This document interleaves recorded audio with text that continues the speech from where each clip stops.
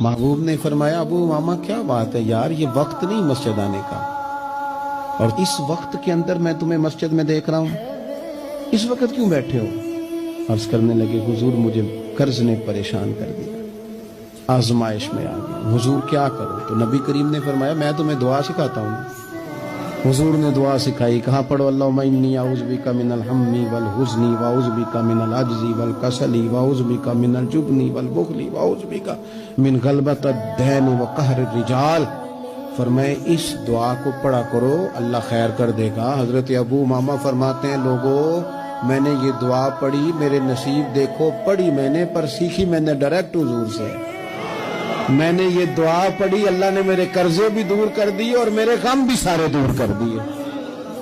ہمارے تو وظیفے میں اعلیٰ حضرت اس دعا کو شامل کر دیا۔ فرمایا اسے پڑھو، صبح بھی پڑھو، شام بھی پڑھو، غم بھی دور ہوں گے، قرضے بھی دور ہوں گے۔